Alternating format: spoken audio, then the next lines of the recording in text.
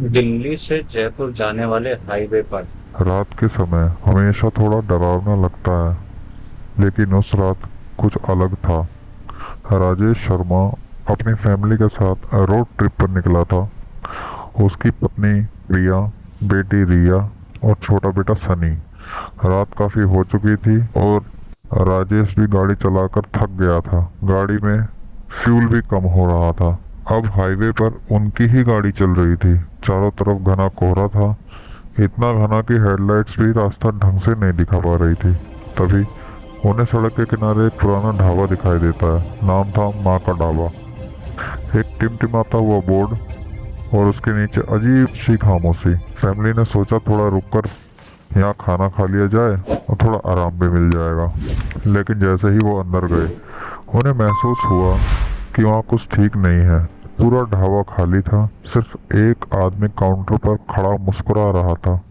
उसकी आंखें बहुत अजीब थी। रिया ने फोन निकाला वीडियो बनाने के लिए, लेकिन वहाँ कोई नेटवर्क ही नहीं था। थोड़ी देर बाद सनी ने मैगी खाई, गर्मा गर्म पराठे और चाय।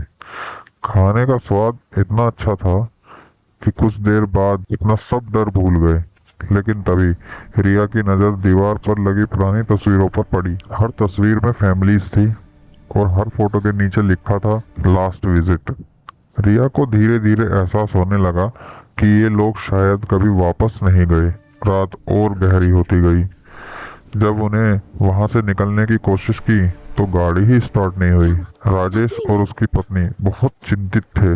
ढाबे वाले ने कहा, आप रात यहीं रुक जाइए, और मजबूरी में उन्हें वहीं रुकना पड़ा। लेकिन असली डर अब शुरू होने वाला था।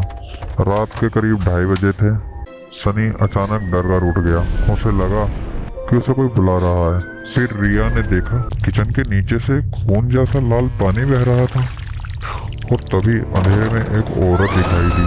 सफेद साड़ी, बिल्कुल पीला चेहरा और हाथ में रोटी।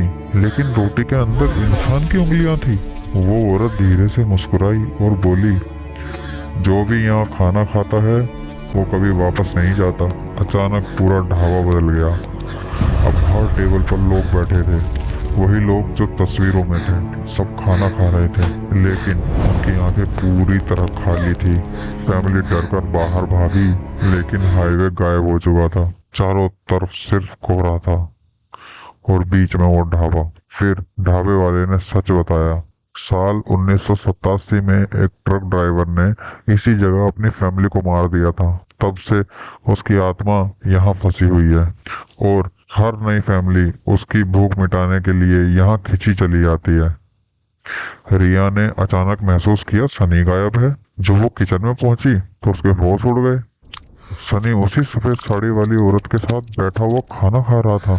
उसके मुंह से खून टपक रहा था और उसकी आंखें अब इंसान जैसी नहीं थी। सुबह होने पर एक नई फैमिली उसी ढाबे के सामने अपनी गाड़ी रोकती है और ढाबे की दीवार पर एक नई फोटो जुड़ चुकी होती है।